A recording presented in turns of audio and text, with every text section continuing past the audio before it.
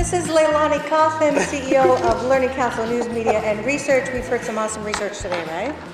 We've had awesome conversations. I am here in, what town is this again? Longmont, Colorado? Is that right? Yes. It's outside of Denver. Last time we checked. It's outside of Denver. There's wild geese and hay bales just outside this awesome facility.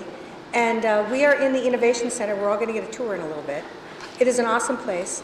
All schools watching this are already jealous of the facility. So let me introduce you to who we have with us today, because I'm going to be pelting them with questions. We have Antonio Vigil. Yes. I even said it right. It's amazing. You said it right. Director of Innovative Classroom Technology, Aurora Public Schools. Let's hear it and have it. Okay. And then I have Patrick. All one of us in the house. Woo! Okay, and then Patrick Sandos, Superintendent, Sheridan School District 2. Woo! And then Kelly Sain, who is the Chief Technology Officer, Thompson School District. Woo! And my new friend, Bernard McCune. Did I say that right? It's close enough. I've been called worse. Bernard McCune, Director of Extended Learning, Activities, and Athletics, and the entire universe, Denver Public Schools. Did you like the added universe part? Yeah. Because you don't have enough to do, right? Never. Yeah, never. At least that's what they tell me. Never, never. Well, we've had a good day together talking about kind of what's going down in education, the convergence of a cultural shift and financial change and kids not showing up and kids leaving for alternatives and can't get enough teachers, and on top of that, bajillions of technology things changing on us, right? It's been everything everywhere. So we talked a little bit earlier today about what school model are you? And are you really checking out new school models? We talked a little bit about workflow, and we talked about change management. Those are the three things I'm going to pelt you with questions on. I'm also going to ask you about what we emphasized when we gave our presentation, which is, with this much technology on top of us, we're crashing our teachers. And it is our belief at Learning Counsel Research that now we need to emphasize our humanity. And what does it mean to be human? Okay? So I'm going to start there because I think it's the fun place to start. What does it mean to be human in our environments right now? How hard is it on us and our teachers and all of those kinds of things? Who wants to go first? Are you ready for this? Oh, I am. You're on deck. So, one of the things in our district, when we just put out our strategic roadmap, one of the things that's really, really important is that we're a great place to work that recognizes the humanity in all our stakeholders and actually allow our students and our staff to pursue their passions. And so you can't do that effectively without making sure that you are listening and learning what the needs are for that entire community. I like that. So parenting an entire community. A little bit. Yeah, loving them. Loving them. I love that. Let's talk about love a lot more. What you said, I don't think every district in America really gets. I think they're telling, they're not listening. More. All right, Kelly, what are your thoughts? So to me, it's all about relationships. You know, we have to make sure that we highlight and foster the relationships that not only do we have amongst each other, amongst the teachers, with students, with our parents, to develop all of those relationships. So to me, I could use technology to automate, so then I get to have the hard, rich conversations about what didn't work, what did work. You can do some more reflection on the whole learning process, reflection on the digital tools that we have, whatever it is. But so if I could use the technology to automate, then I can actually focus a little bit more on the conversations and the relationships. I like that. Because what you just said, I'm going to say it another way for you, is that if you're doing your technology right, it is taking the load off in order for you to be human. Right. So the cognitive load is on the conversations, the listening, the relationship building. That's where the cognitive load is. And that's what technology can afford us to do. I love that. Cool. All right. Patrick, what are your thoughts? I'm going to approach it more of a base level, and you mentioned relationships. We talk a lot in our district about cultural competency and understanding not only our kids and what their story is, but our teachers have to be the same way, that we have to understand what their needs are and what their story is. What do they want? What do they perceive? And more importantly, do they feel like they're a part of what we're trying to accomplish together? It can't be a told to, it has to be a work with.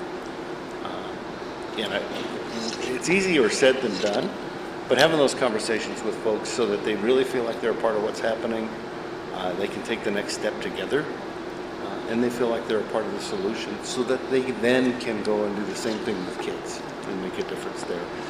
So kind of a different, a little more base approach, but same idea. I like it. Thank you for that. All right, Antonio. So first and foremost, my take on this, I think, is distinct in the sense that how I understand what it means to be human is rooted in my indigenous epistemology, namely how I know things. And so one of the first teachings that we understand is that human beings are pitiful. And by acknowledging the fact that we're pitiful, that means that we are prone to make mistakes, and we are going to make mistakes. But it's our vulnerability in being able to acknowledge that we've made mistakes, but in the process we've had an experience. So part of humanizing ourselves is understanding our interconnectedness with everyone else, and how our choices are really part of how we achieve success as a community and as a collaborative. So you can't think of yourself in terms of your human condition without understanding the inextricable way in which you are part of a larger collective and a larger collaborative or community. One of the concepts that I operate from is the notion of tioshpae. Tioshpae is the Lakota word for your inner circle, your inner family. That is connected to your tiwahe, which is your extended family and extended community. So the more that we realize and understand that our vulnerability is shared with and strengthened by our community, the more freedom and opportunity and safety we have to make those choices and to have experiences that, even though they might be mistakes or they might be problematic, eventually we grow from them. And as one person becomes more intelligent and insightful about their experiences, that's shared with everyone. So I think if we're going to really think about how we highlight and underscore what it means to be human, one is that we have to have reciprocal vulnerability within our communities. Yeah. That we have to be able to acknowledge that we have difficult challenges and obstacles that cannot be overcome with technical solutions. Yeah. And the relationships is really what holds us together to have clarity about how we move forward. The last part is being a human being means also that you're defined by what you give away and not what you accumulate and what you have for yourself.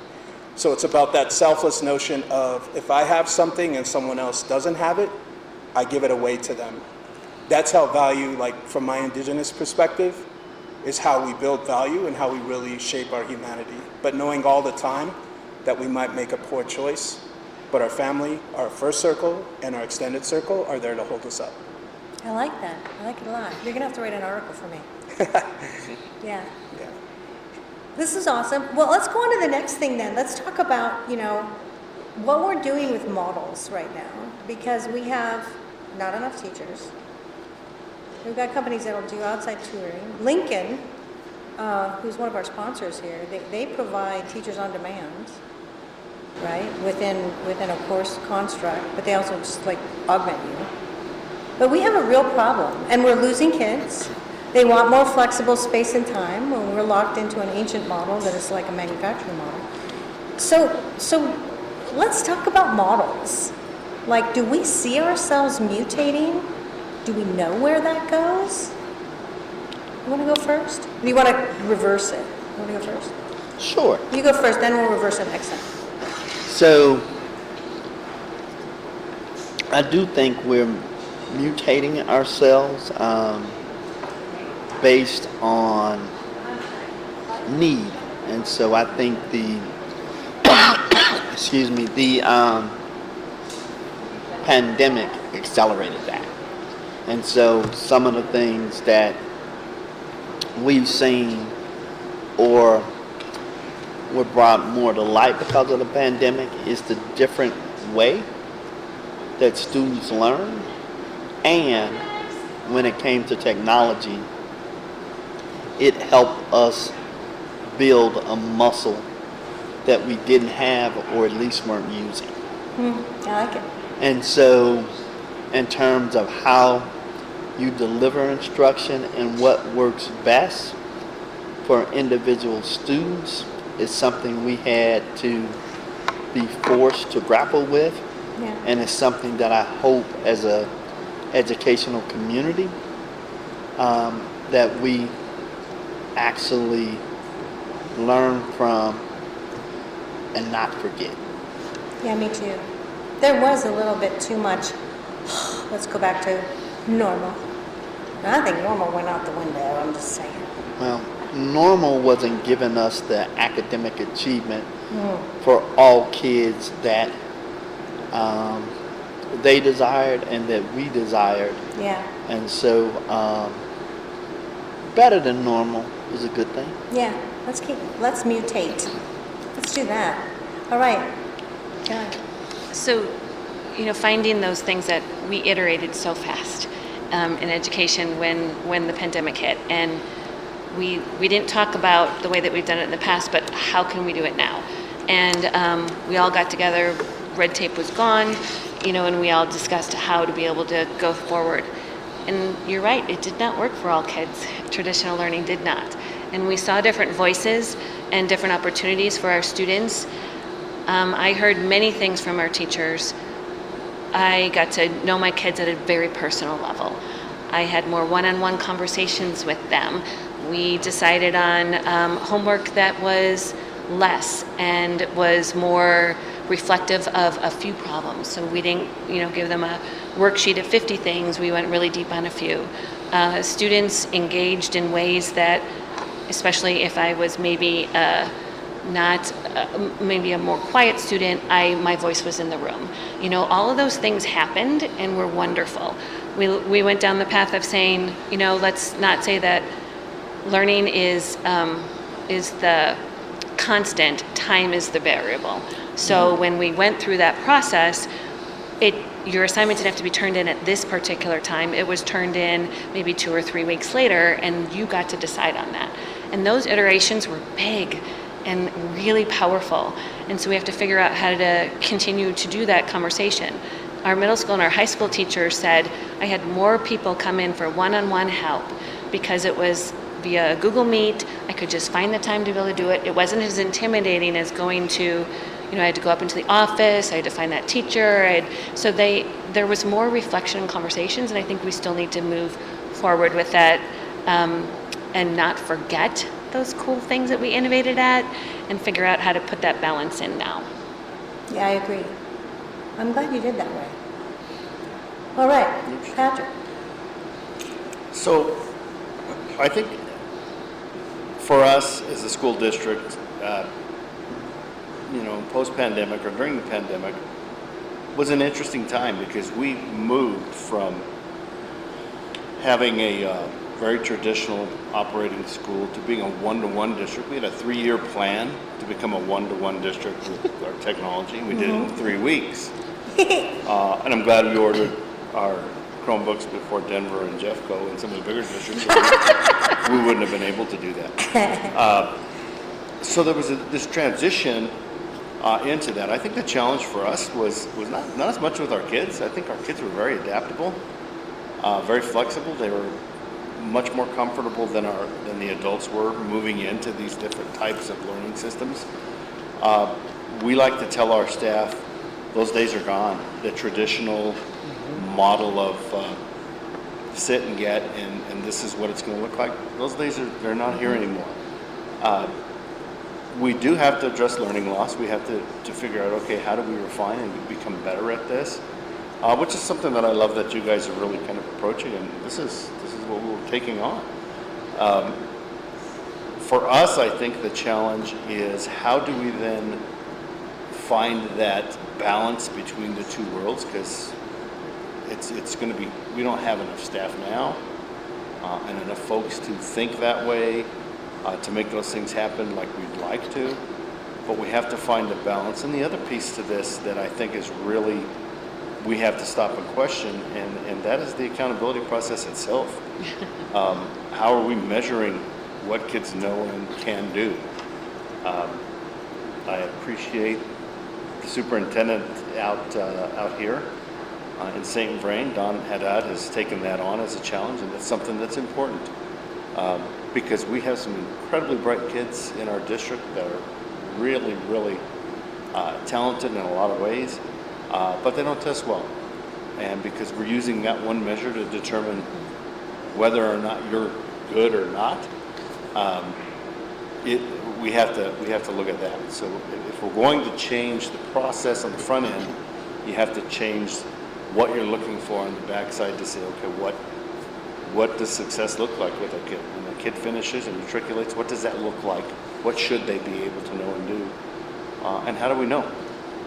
And I think we're watching across the country. We're watching colleges walk away from their traditional view of what students should know and be able to do coming in. We walked away from that. A lot of the bigger schools don't even use SAT and some of the other measures anymore in favor of a more wide approach that really picks up other things. And so I think we need to do the same as we're moving forward with this. Yeah, and I think that conversation goes really deep, right? Because seat time's got to go out the window. What are we doing? You should be able to be anywhere. You should be flexibly able to be there. But our human brand has to be elevated. The human intersection, like actually eyeballing each other, Sure. is important. Okay, so Antonio.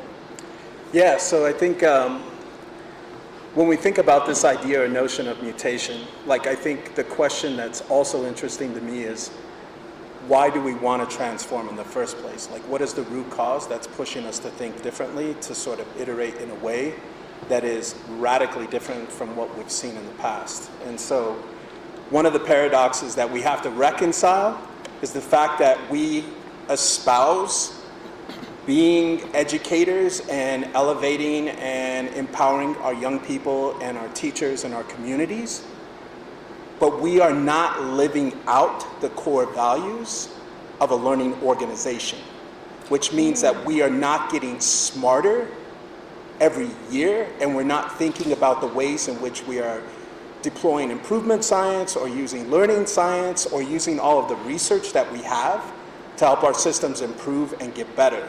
So I think that's the first paradox that we have to reconcile is, are our organizations truly adaptive and learning and culturally responsive organizations? Because I would say that the vast majority of evidence that exists is that we all know that there's either been a de facto or an explicit charge from many districts throughout the country to double down on ineffective practices that didn't exist prior to the pandemic, and we expect a different outcome.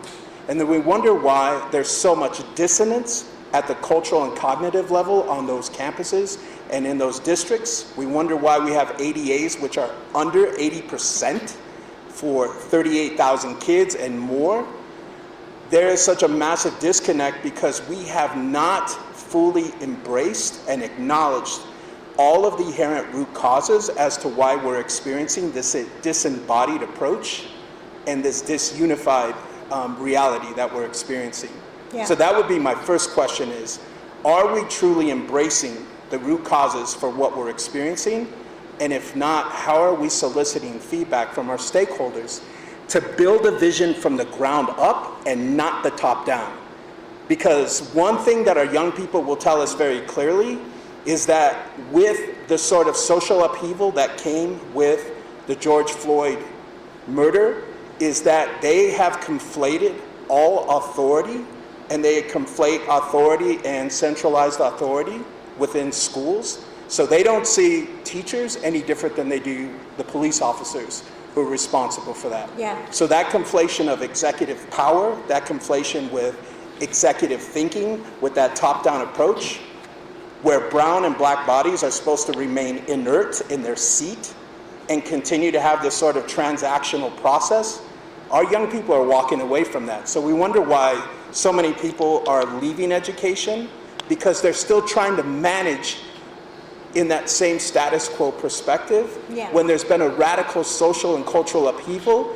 And as an ostensible learning organization, we have not caught up, we have not got smarter, we have not become more empathetic to meet our young people where they're at. And until we do, we're not going to see the transformation and the transformative nature of those systems until that happens. Yeah, we're out of sync. Yeah. We're out of sync on a number of levels, but we're also,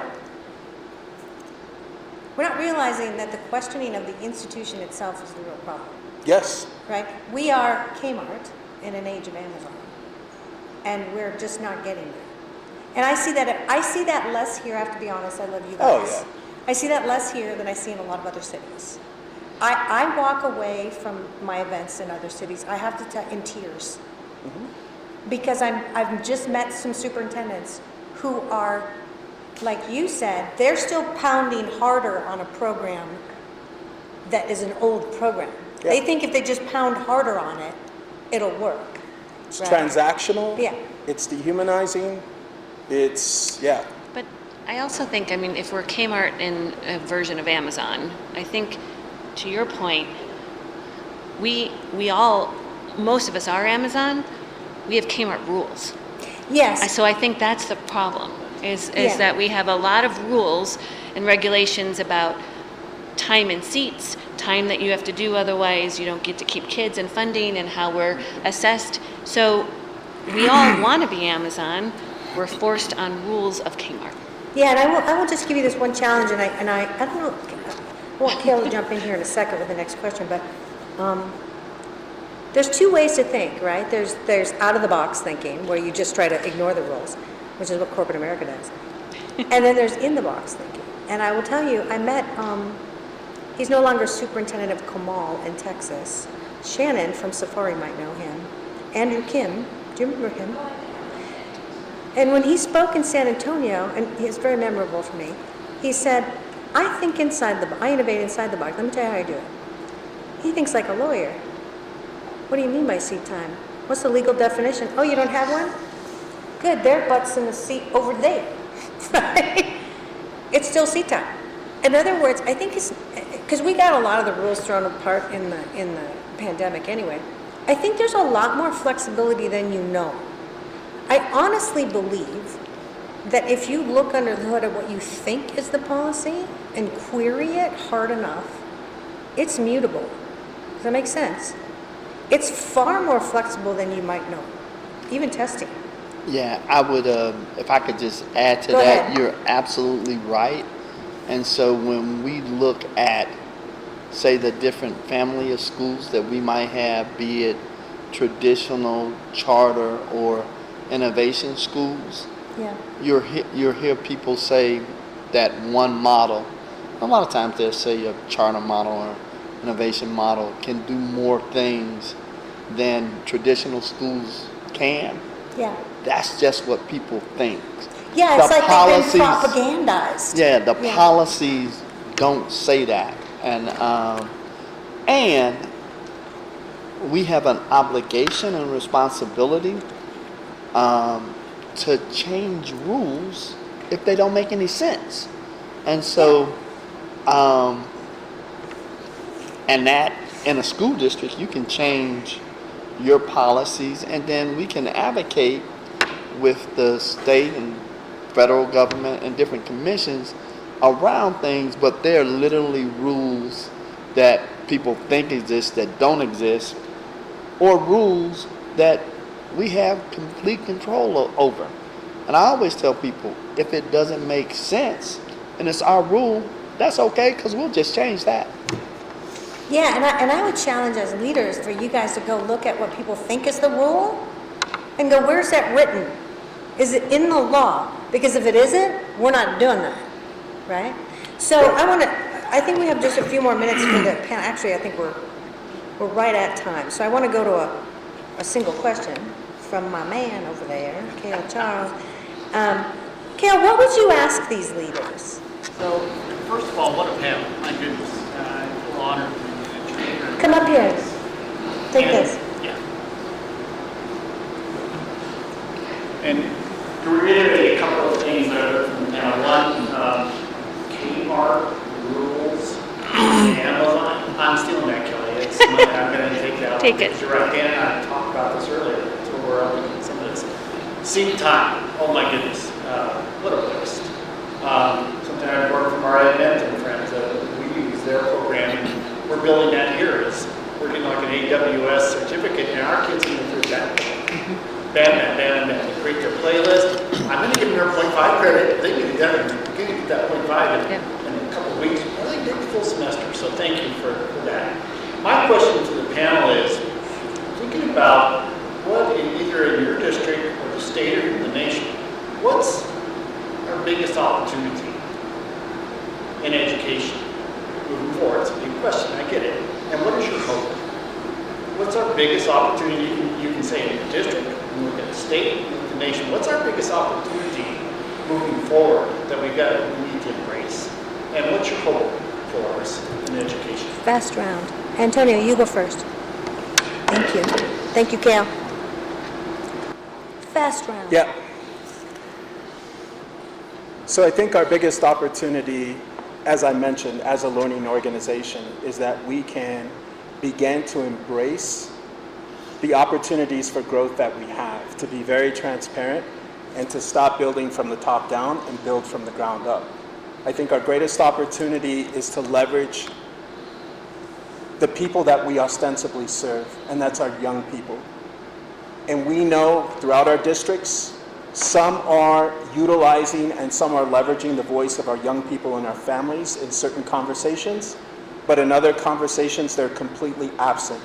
So I would say my greatest hope and our greatest opportunity is that we have to redesign the learning environment such that there are guarantees and assurances that discourse happens at every level and dialogue happens at every level with the people and the generations that we serve, so that they can take their rightful place in the world and remind us about why we show up and why we're present and why we're committed every day.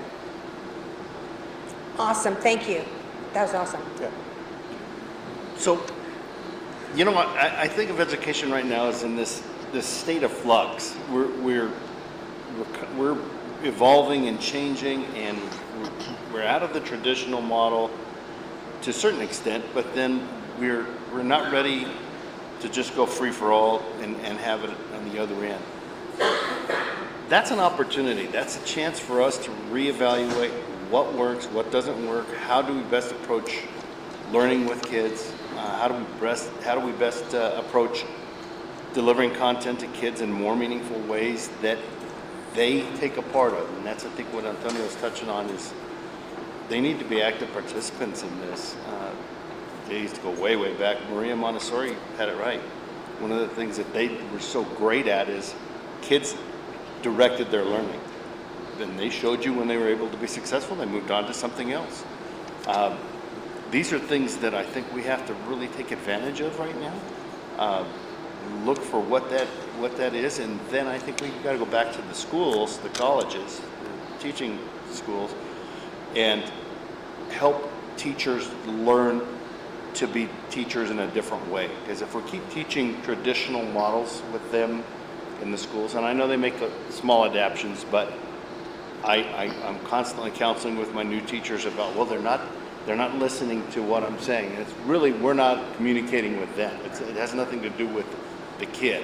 It has more to do with the adult behaviors that impact the kid. So how do we help along the way to change that? Because if we don't, we're going to keep producing, and we get less and less teachers each year because these kids are coming out and they're like, I'm not going to do that. That doesn't excite me. There's nothing I can do with that. So I think we're at a point where it's really a great opportunity. It's a chance for us to really change what we see and what we can do. I'm so glad you pointed that out. I actually pointed that out in one of the cities I was in last spring. I said, you know, the fact that everybody goes to school and gets to witness actual live teaching, and so few of them want to be one, should tell you everything you need to know about why you can't get teachers. Yeah. That should tell you a lot. So thank you. We still teach the way we were taught. We don't Yeah, teach the way we over learned, that, yeah. unfortunately. Does that make sense? So. Yeah. Okay, Kelly. I kind of think there's so many things right now that we're all, I mean, who knew that we were going to say that we lived during a pandemic? We lived during social unrest. We have lived during, the start of a computer in my pocket. And then AI. Right now, I mean, when I look at what AI is going to do to disrupt education, it's going to be transformative. And so it's an opportunity that says, do we go down this path and look at how I embed it into my traditional way of teaching, or how do I think totally in a different way that learning is the constant, and that the idea that kids have to progress through grade levels at a certain time, those are the opportunities that we could change. And we did this during COVID. We changed and we looked at it very differently. So this is that opportunity right now when you've got an opportunity for any kid to learn anything, anytime, anywhere, or to have a ChatGPT write something for me. How am I going to edit and morph so that that's the reality of the tools that we have? And how am I going to leverage those relationships? How am I going to use like something like this, the Innovation Center, to be able to use design thinking to design for problems for your community? It's going to happen. I believe in it. Whether or not it happens fast enough before I retire, I don't know. But we're at that point right now. So my hope is that we choose to embrace it versus choose to poke holes about why it's not good for kids. Yeah, I suggest you stomp your feet a lot and just shout. Like, it's got to happen. I try, it doesn't work. Okay. All right, final comment. Yeah, so I think the opportunity we have is to actually get this thing called education right. And so part of that is through innovation and some of the things that people on this panel and you've been talking about all day. The other opportunity and the way that you actually do that, so every district in the country has their set of values, and they're all pretty much the same. They students first, and collaboration and accountability, and depending on where you're at, equity. Is for those things to be more than just words on a wall and a sheet of paper, but they be actionable. And so that's my hope. It is my hope too. It is my mission in life, my dear. I think that that's a really important comment. Can we all agree? Let's make it real. Yeah. This is awesome. Thank you, Bernard. Thank you, Kelly. Thank you, Patrick. Thank you, Antonio. I thought this was an awesome panel, and do we all agree this was awesome? All right. Thank you so much. Thank you, Denver. Hey.